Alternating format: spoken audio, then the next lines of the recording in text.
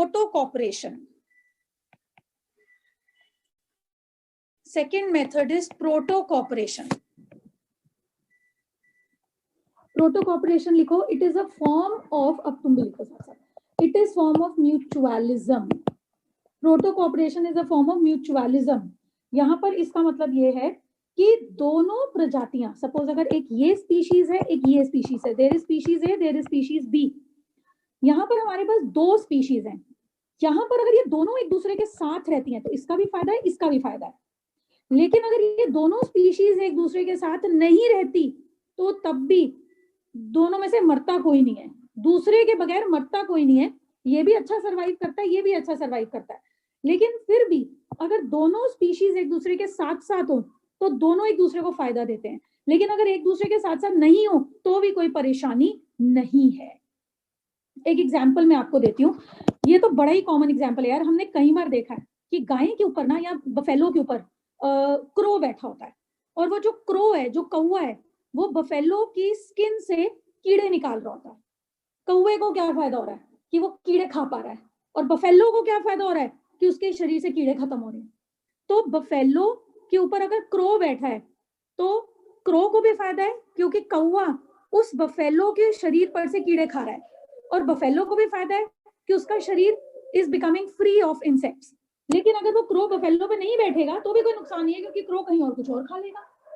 तो अब proto corporation के बारे में लिखिए, तो लिखो इंटरैक्शन बिटवीन, लिखना शुरू करो प्रोटो कॉपरेशन का.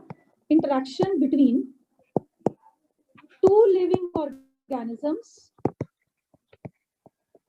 interaction between two living organisms of different species, interaction between two living organisms of different species in which both are benefited. अगर ये दोनों एक साथ होंगे तो दोनों ही benefited होंगे. If they are together, अगर दोनों प्रजातियां एक साथ हैं तो दोनों का फायदा होता है. But if they are not together, लेकिन अगर ये दोनों एक साथ नहीं भी हैं तो तब भी कोई प्रॉब्लम नहीं है, ये अपना दूसरा कोई मींस ढूंढ लेंगी. अगर बफेलो की स्किन से क्रो कीड़े नहीं खाएगा तो एग्रेट बर्ड कीड़े खा लेगी. If they are together, but if they are not together, comma, they are not harmed, they are not harmed. लेकिन अगर ये इकट्ठे नहीं भी हैं तो भी इनका नुकसान नहीं होता. चलो अब एग्जाम्पल लिखें. एग्जाम्पल में रेड बिल्ड बर्ड, एक रेड बिल्ड बर्ड होती है, फीड्स ऑन टिक्स, यानी कि वो छोटे छोटे कीड़े जो होते हैं ना जानवरों की बॉडी पे, उसको नहीं उतारती है. Red billed bird feeds on ticks and other parasites, और जो दूसरे छोटे छोटे पैरासाइट्स राइनोसोरस की स्किन पर होते हैं उसको खा जाती है. बर्ड का फायदा हो गया, उसको खाने के लिए खाना मिल गया, टिक्स मिल गई. राइनोसोरस का फायदा हो गया कि उसकी स्किन ठीक हो गई. एक पॉइंट आप और लिखिए डेफिनेशन में, कहीं पे लिख लो, ये एग्जांपल नहीं है, कि स्पीशीज एक दूसरे के ऊपर सर्वाइवल के लिए डिपेंड नहीं करती. जो डीप म्यूचुअलिज्म है ना, वहां पर स्पीशीज एक दूसरे के लिए कई बार सर्वाइवल के लिए भी डिपेंड कर जाती हैं. तो यहां पर देखो, species do not depend on each other for survival. Species survival के लिए, जिंदा रहने के लिए एक दूसरे पे डिपेंड नहीं करती. क्रो, रेड बिल्ड बर्ड को जिंदा रहने के लिए राइनोसोरस पे ही डिपेंड करने की जरूरत नहीं. अगला एग्जाम्पल लिखो, pollination of plants by insects. Pollination of plants by insects. Pollination of plants by insects. ज्यादातर पॉलिनेशन इंसेक्ट्स ही कैरी करते हैं. जो पॉलन ग्रेन्स है उन्हें इंसेक्ट्स ही डिस्पर्स करते हैं. But in case there are no insects, तो दूसरे मीडियम से भी कई बार पॉलिनेशन हो जाती है. वो इंसेक्ट नहीं है तो दूसरे इंसेक्ट से भी पॉलिनेशन हो जाती है. अगला लिखो, एग्रेट bird feeding on insects on skin of animals. ये जर्नल प्रोटो कॉपरेशन के कुछ एग्जाम्पल्स हैं. अब मैं प्रोटो कॉपरेशन म्यूचुअलिज्म के भी एक दो एग्जांपल्स देकर फिर I want to start with the topic of adaptations today. Mutualism में करो, म्यूचुअलिज्म में दोनों ऑर्गेनिजम्स के बीच में ऐसी एसोसिएशन होती है कि दोनों जब एक दूसरे के साथ एसोसिएटेड होते हैं तो एक दूसरे का फायदा ही करते हैं। इसमें लिखो इन दिस एसोसिएशन, म्यूचुअलिज्म शुरू करो। इन this association both organisms are benefited. Both organisms are benefited. और जनरली पता है क्या होता है, म्यूचुअलिज्म में दोनों स्पीशीज का ही आपस में बहुत ही क्लोज कनेक्शन बन जाता है। एक बार ये एक दूसरे पे डिपेंड करें तो ये उसी हिसाब से चलते रहते हैं। प्रोटो कॉपरेशन में म्यूचुअलिज्म ही है, कोई उसमें गलत बात नहीं है, पर यहाँ पे दो ऑर्गेनिजम्स का उतना क्लोज कनेक्शन नहीं होता। बाकी फिर भी अगर आप एक दूसरे की एग्जांपल्स एक दूसरे में लिख दो तो जनरली गलत भी नहीं होता। In this association both organisms are benefited. Example लिखो, हनी बीज पॉलिनेट फ्लावर्स। हनी बीज फ्लावर्स को पॉलिनेट करती हैं। जो फ्लावर्स हैं उनके पॉलन ग्रेन्स को हनी बीज इधर उधर फैलाती हैं। हनी बीज pollinate flowers and in turn में क्या होता है, हनी बीज को क्या करना है, फ्लावर्स का तो फायदा हुआ कि उनमें पॉलिनेशन हो गई, उनके पॉलन ग्रेन स्प्रेड हो गए। हनी बीज को क्या फायदा हुआ, honey bees get nectar from, in turn honey bees get nectar from flowers. और हनी बीज इस नेक्टर को अपने हनी बी हाइव पे लेकर जाएंगी, जहां पर इस नेक्टर को वो सुखाएंगी अपने पंख से और इस नेक्टर को आगे सर्दियों के लिए जमा करेंगे, जिसको हम भी ले लेंगे, वो शहद बन जाएगा। ये यहाँ पर क्या हो रहा है, यहाँ पर दोनों को कुछ ना कुछ एक दूसरे से मिल रहा है। सेकंड एग्जांपल लिखो, एक हनी बीज का था, सेकंड एग्जांपल लिखो, वॉस्प की species, wasp are also a type of insects. Wasp की जो स्पीशीज है वो फिग के पेड़ पे जाती हैं और फिग के पेड़ के जो फ्लावर्स हैं उनको पॉलिनेट करती हैं। और फिग के पेड़ के फ्लावर्स पर छोटा सा एक ऐसा प्लेटफॉर्म होता है जिसपे वॉस्प की स्पीशीज बैठकर फिर रेस्ट करती हैं। तो लिखो, मैं लिखवाती हूँ, wasp species pollinate fig tree flowers and in turn fig tree flowers की पॉलिनेशन हो जाती है, फिग के फ्लावर्स के पॉलन ग्रेन्स जगह जगह स्प्रेड हो जाते हैं। एंड इन टर्न वॉस्प को क्या टर्न में मिलता है, वॉस्प गेट्स रेस्टिंग स्पेसेस। बहुत सारे फ्लावर्स पे ऐसे प्लेटफॉर्म्स भी बने होते हैं जहां पे कीड़े आकर रेस्ट करते हैं, और ऐसे प्लेटफॉर्म्स भी बने होते हैं जहां कीड़े आके एग्स ले करते हैं। And wasp gets resting spaces in inflorescence of fig plant. Inflorescence यानी कि जहां पर बहुत सारे फ्लावर्स का गुच्छा होता है। And they lay eggs there, और वॉस्प की स्पीशीज वहां पर एग्स ले करती हैं। माइकोराइजा में लिखो, माइकोराइजा क्या होता है, माइकोराइजा में फंगस किसके साथ रहता है, जिम्नोस्पर्म की रूट्स के साथ। और फंगस जिम्नोस्पर्म्स की उन पेड़ों की जड़ों के साथ फंगस रहता है जिन पेड़ों की जड़ों में रूट हेयर की कमी होती है। और फंगस हेल्प करता है मिट्टी में से मिनरल्स एब्जॉर्ब करना, और फंगस मिट्टी में से मिनरल्स एब्जॉर्ब करके उस बेचारे पेड़ को दे देता है, क्योंकि पेड़ की जड़ें उतनी अप टू द मार्क नहीं होती। और रिजल्ट में, रिटर्न में फंगस को पेड़ की जड़ों में रहने के लिए शेल्टर मिलता है। तो यहाँ पर ये दोनों एक दूसरे पे डिपेंड कर रहे हैं। तो माइकोराइजा में लिखो, फंगस लिव्स अराउंड, इसमें भी तुमने करा हुआ है शायद, एक्टोमाइकोराइजा, एंडोमाइकोराइजा। कई बार वो चीज बाहर ग्रो करती है, कई बार वो जड़ों के अंदर ग्रो करती है। Fungus lives around roots of higher plants. Fungus lives around roots of higher plants to which they provide minerals. Fungus उस पौधे के लिए मिनरल्स को एब्जॉर्ब करता है, फंगस उस पौधे के लिए मिनरल्स को एब्जॉर्ब करता है, और फंगस उन मिनरल्स और आयंस को और वाटर को जड़ों को सप्लाई कर देता है, पौधे का फायदा हो जाता है। In which they provide minerals to the plant.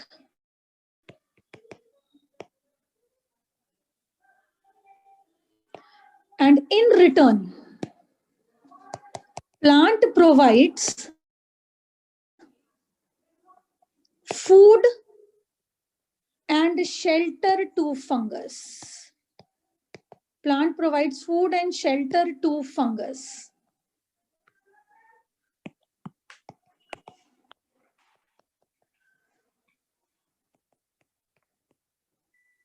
We talk of adaptations.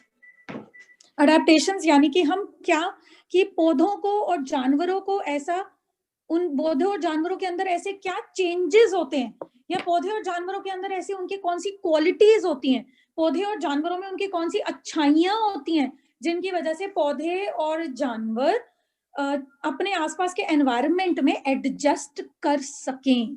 जैसे पोलर बियर बहुत ठंड में रहता है, वो कैसे रह पाता है, हम तो उतनी ठंड में नहीं रह पाते। फिर कैमल कितनी गर्मी में रहता है, वो कैसे रहता है, हम तो जनरली उतनी गर्मी में नहीं रह पाते। कई ऐसे ऑर्गेनिजम्स होते हैं, चाहे वो माइक्रोब्स ही हो, लेकिन वो हॉट सल्फर स्प्रिंग्स में भी रह सकते हैं, जो हम नहीं रह सकते। कई ऐसे ऑर्गेनिजम्स हैं जो फॉरेस्ट में ड्वेल करते हैं, जबकि दूसरे ऑर्गेनिजम्स जंगलों में ड्वेल नहीं कर सकते। तो ऐसी कई जानवरों के अंदर क्या क्वालिटीज हैं कि वो उस एरिया में रह पाते हैं जहां पर वो रह रहे हैं। अडैप्टेशंस की डिफाइन लिखो। These are the qualities or capabilities, these are the qualities or capabilities in an organism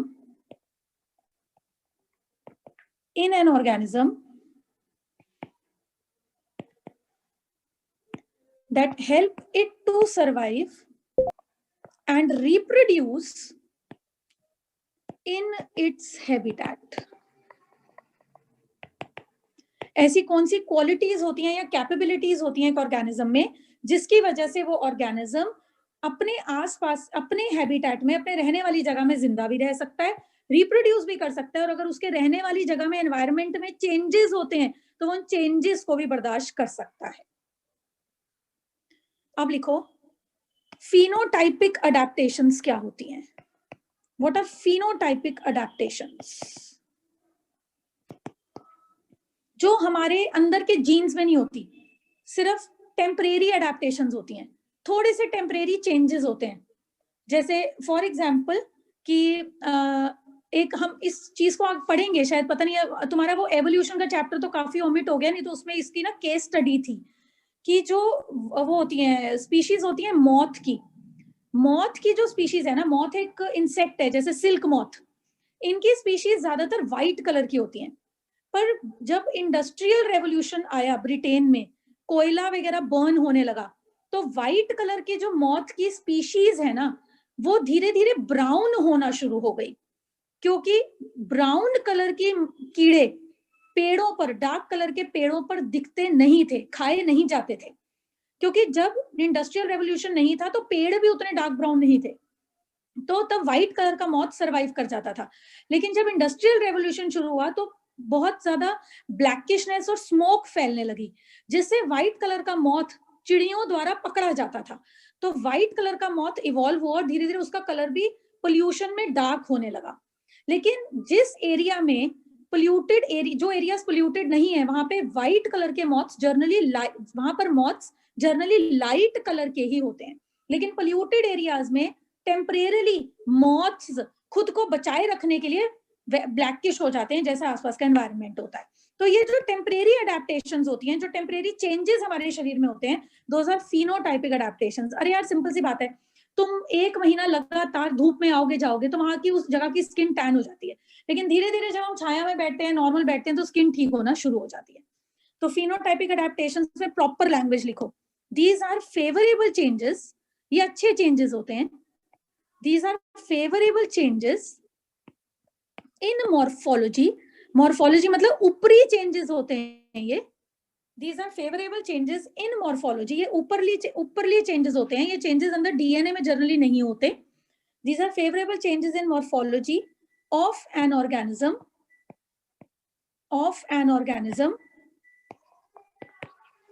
in response to changes in environment. In response to changes in environment. यहाँ पर एक ऑर्गेनिज्म में थोड़े बहुत बदलाव उसके ऊपरी दिखावे में आते हैं, अगर उसके एनवायरनमेंट में चेंजेस हो जाएं तो वो भी अपने आप को थोड़ा सा, उसका जो ऊपरी दिखावा है वो भी चेंज हो जाता है। लेकिन ये चेंजेस अब तब चले जाते हैं जब एनवायरनमेंट नॉर्मल हो जाता है। दीज चेंजेस वैनिश, ये चेंजेस चले जाते हैं, these changes vanish when environmental conditions become normal. When environmental conditions become normal, these changes vanish, ये changes चले जाते हैं जब environmental conditions normal हो जाती हैं। चलो अब इसी में लिखो, एग्जाम्पल लिखो, change in color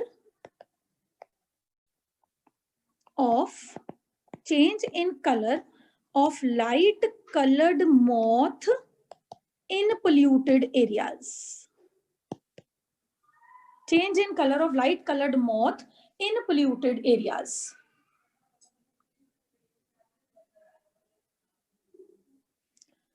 अब जिन ऑर्गेनिजम्स में थोड़े टाइम के लिए बदलाव आता है, उन ऑर्गेनिजम्स को कहा जाता है इकोफीन्स।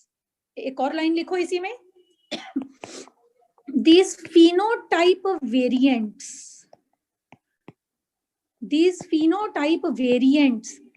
variants मतलब वो जिनमें बदलाव आता है, थोड़े टाइम के लिए जिन ऑर्गेनिजम्स में बदलाव आता है, आर कॉल्ड इकोफीन्स।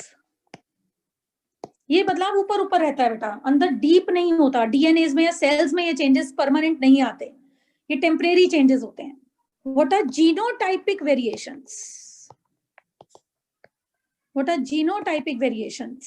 अगली क्लास में ना बेटा मैं आपको ना प्लांट्स और एनिमल्स में वेरिएशंस करवाऊंगी, यानी कि प्लांट जीनोटाइपिक अडेप्टेशंस लिखो, वेरिएशंस मत लिखो, जीनोटाइपिक अडेप्टेशंस में लिखो दीज आर जेनेटिक वेरिएशंस। ये हमारे जीन्स में, हमारे सेल्स में चेंजेस हो जाते हैं आसपास में चेंजेस होने की वजह से। दीज आर जेनेटिक वेरिएशंस, ये वेरिएशंस वो होती हैं जो हमारी बॉडी में इंटरनली भी हो जाती हैं। These are genetic variations in a part of population. और ऐसा नहीं है कि पूरी की पूरी जनता में ये चेंजेस आते हैं, सब पॉपुलेशन में चेंजेस आ सकते हैं, या पॉपुलेशन के किसी हिस्से में ये परमानेंट चेंजेस आ सकते हैं। To adjust in environment.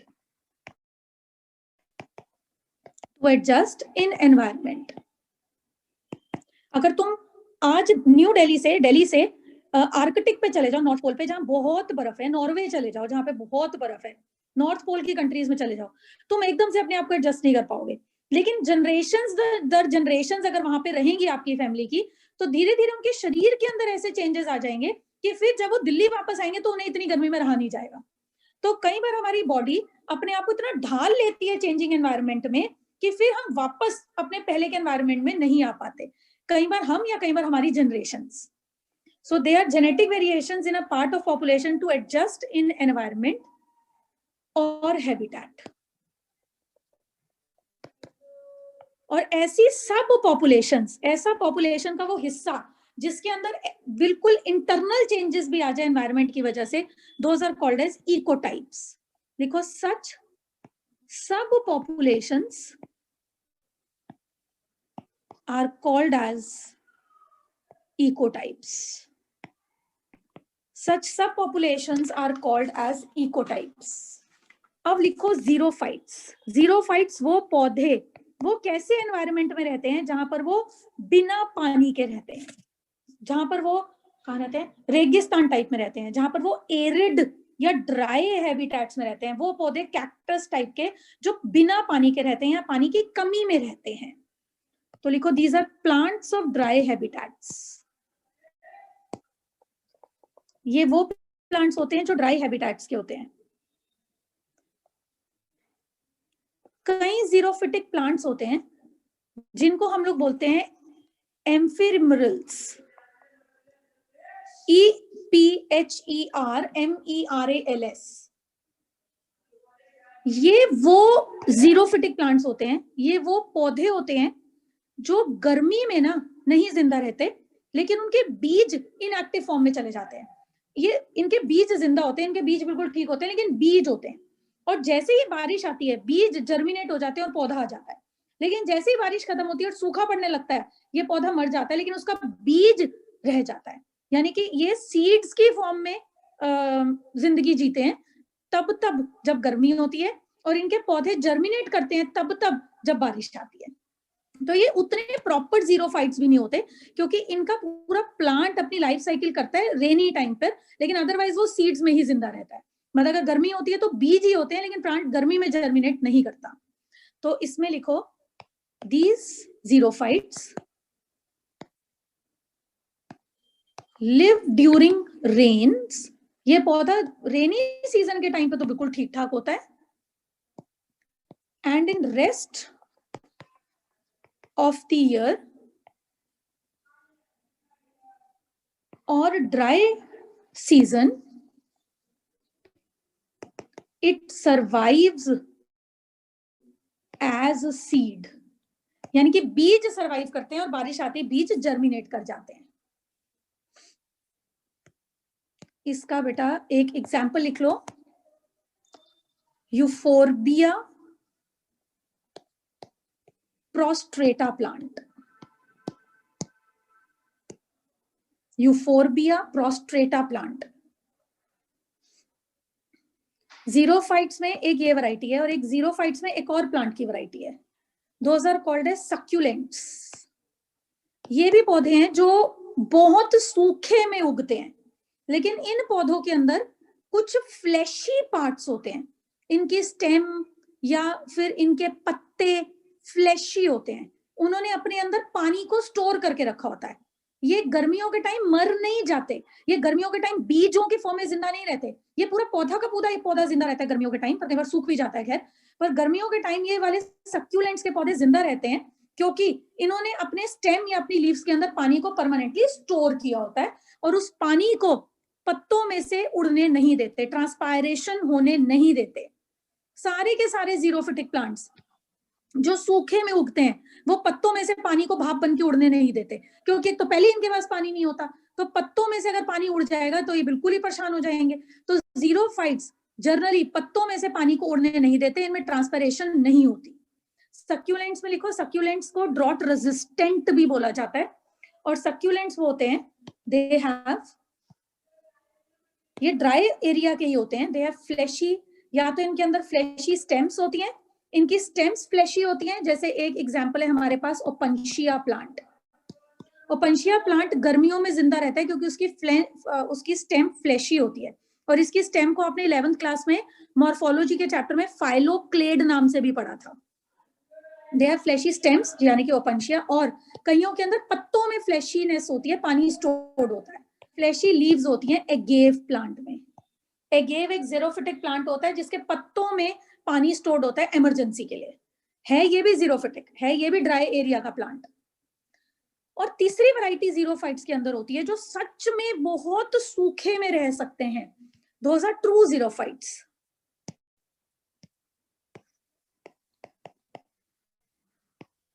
Those are true xerophytes. इनको हम लोग कई बार ड्रॉट एंड्योरर्स भी कह सकते हैं, क्योंकि ये बहुत ही बहादुरी से ना बहुत सूखे को झेलते हैं, एंड्योरिंग होते हैं, इतनी जल्दी मरते नहीं हैं। इनके अंदर पत्ते बहुत छोटे साइज के होते हैं, लीफ आर लीफलेट्स, क्योंकि जितने पत्ते बारीक होंगे कांटे जैसे होंगे उतना ही पत्ते में स्टोमेटास कम होंगे। जितने स्टोमेटास कम होंगे पत्ते में से पानी भाप बन के उड़ेगा नहीं। Leaf are leaflets. उसके बाद leaves are vertical, vertical and thick leaves. इनके अंदर सीधी खड़ी पत्तियां होती हैं, मोटी और छोटी। सीधी इसलिए होती हैं वो पत्तियां ताकि सन की लाइट उन पे कम से कम पड़े, क्योंकि पहले ये सूखे के अंदर ग्रो कर रहे होते हैं। पत्तियां मोटी क्यों होती हैं? ताकि जो पत्तियों के अंदर रहा सहा पानी है वो भी भाप बन के उड़े नहीं। दे टॉलरेट ड्रॉट कंडीशंस, ये सूखे की कंडीशंस को भी ये पौधे टॉलरेट करते हैं, पर बहुत ड्रॉट को नहीं, कभी ना कभी ये भी मर जाते हैं, कभी तो इनको भी कुछ सोर्स चाहिए। इनमें टहनियां बहुत छोटी होती हैं क्योंकि पौधे के पास इतना पानी नहीं है कि वो इतनी सारी टहनियों को सप्लाई कर सके। So they have a very shorter shoot system.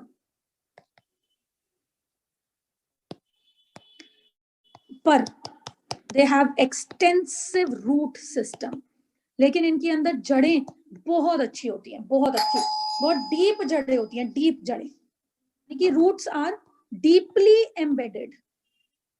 जड़ें जो है वो डीपली एम्बेडेड है, बहुत मिट्टी के अंदर गई हैं ताकि कहीं से तो पानी मिले।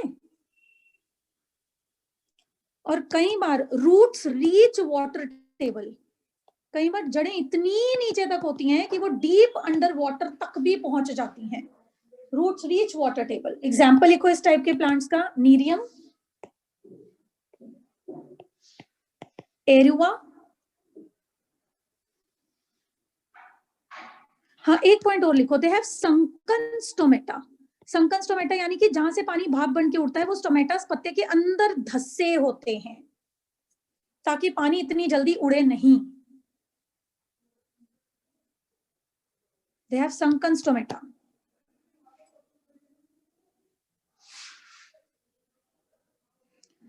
ये मैंने कुछ अडेप्टेशंस आपको बताई ज़ेरोफिटिक प्लांट्स की, जहां पर ये प्लांट्स जर्नली ग्रो करते हैं सूखे में, ड्रॉट कंडीशंस में। अब एक लास्ट टॉपिक आज मैं और करवाना चाहती हूँ, हाइड्रोफाइट्स, वो पौधे जो पानी के अंदर ग्रो करते हैं, एक्वेटिक प्लांट्स। उनमें ऐसा क्या क्या फेवरेबल होता है जिसकी वजह से वो पानी के अंदर रह पाते हैं? जो पानी के अंदर ही रह रहे होते हैं उनके पास तो इतना पानी है कि वो तो चाहते हैं जितना पानी हमने से उड़ सके उड़ जाए, क्योंकि हमें ऑलरेडी इतना पानी है हमारे आसपास। Hydrophytes, hydrophytes they can be submerged. ये वो सबमर्ज्ड क्या होता है भाई? What is English word submerged? डूबा हुआ, बिल्कुल पानी के अंदर। और ये कई बार फ्लोट भी कर रहे होते हैं, कुछ पानी के अंदर कुछ पानी के बाहर। They can be free floating also. और कई बार ये एंकर्ड होते हैं पानी के अंदर, यानी कि पानी के अंदर तो हैं, इनकी जड़ें पानी के नीचे की मिट्टी में फिक्स्ड हैं। ये रही जड़ें एंड दिस इज पानी। इस पौधे की जड़ें पानी के नीचे फिक्स्ड हैं, लेकिन वैसे पौधा पानी से ऊपर की तरफ आ रहा है। So they can be anchored in water base, but still floating, लेकिन फिर भी तैर रहे होते हैं। और कुछ तो ऐसे होते हैं जो सिर्फ फ्लोट ही कर रहे होते हैं, लेकिन उनकी जड़ें बड़े कोई मिट्टी के अंदर नहीं होती, वो उनकी जड़ें ही नहीं होती, क्योंकि उनकी जड़ें उन्हें करना क्या है, पानी एब्जॉर्ब क्यों करें, वो ऑलरेडी इतना पानी है, इतना पानी है, इसलिए उनकी जड़ें बहुत पुअरली डेवलप्ड होती हैं, क्योंकि जितनी ज्यादा जड़ें होंगी हाइड्रोफाइट्स में उतना पानी एब्जॉर्ब करेंगी, और ये ऑलरेडी सारा दिन सारी रात पानी में होता है। पानी में ये गल सड़ सकते हैं, इसलिए उनके ऊपर एक वैक्सी कवरिंग होती है, जिसको हम लोग क्या कहते हैं, कुछ आइडिया है? वैक्सी कवरिंग, जिससे ये गले सड़े नहीं पानी के अंदर है, कि डिकम्पोज ना हो। वो कवरिंग लुब्रिकेंट का काम भी करती है, उसको कहते हैं mucilage. They are covered by mucilaginous waxy covering to avoid decay of plant, ताकि हमेशा पानी में रहने की वजह से ये गले सड़े नहीं, तो उसके लिए उसके ऊपर म्यूसिलेज की कवरिंग होती है। कई पौधों के अंदर तो रूट सिस्टम्स ही नहीं होते, कई हाइड्रोफाइट्स में रूट्स आर एब्सेंट, क्योंकि जड़ों का काम क्या है, वो करेंगी क्या? Roots are absent. ऐसा एक पौधा होता है वॉल्फिया, और ऐसा एक पौधा है यूट्रिक्यूलेरिया।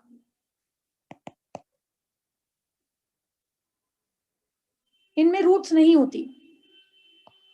कई बार पानी वाले पौधों में जड़ें होती हैं पर बहुत कम, तो कई बार roots are poorly developed, roots are poorly developed. इसका एग्जांपल है वेलिसनेरिया प्लांट। वेलिसनेरिया के बारे में और ज़ोस्टेरा के बारे में आपने तब पढ़ा था जब मैं आपको पॉलिनेशन की डिटेल पढ़ा रही थी। और कई बार जड़ें होती तो हैं, लेकिन सिर्फ पौधे को बैलेंस बनाने के लिए, पौधे का पानी एब्जॉर्ब करने के लिए नहीं। कई बार roots are only as balancing organs. जड़ें होती हैं लेकिन सिर्फ एज बैलेंसिंग ऑर्गन्स। और इसका एग्जाम्पल है पिस्टिया प्लांट, जो पानी के अंदर रहता है, जड़ें होती हैं सिर्फ उसको बैलेंस करने के लिए, तैरते रखने के लिए। हाइड्रोफाइट्स के अंदर जाइलम इज पुअरली डेवलप्ड।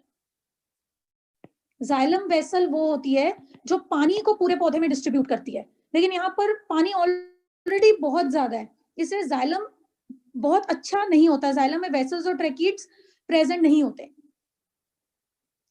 एक एरनकाइमा टिश्यू होता है पानी के पौधों में, एरनकाइमा टिश्यू 11th क्लास के टिश्यूज चैप्टर में आपने पढ़ा हुआ है।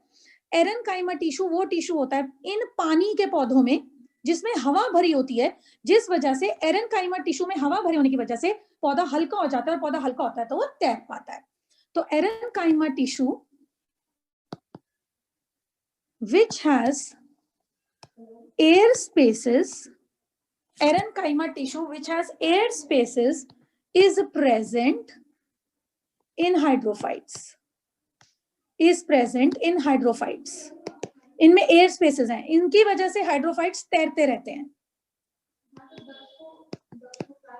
This tissue makes plant light, इस टिश्यू से पौधा हल्का हो जाता है, इस टिश्यू से पौधा स्पॉन्जी हो जाता है, एंड इट फ्लोट्स, और वो तैरता है।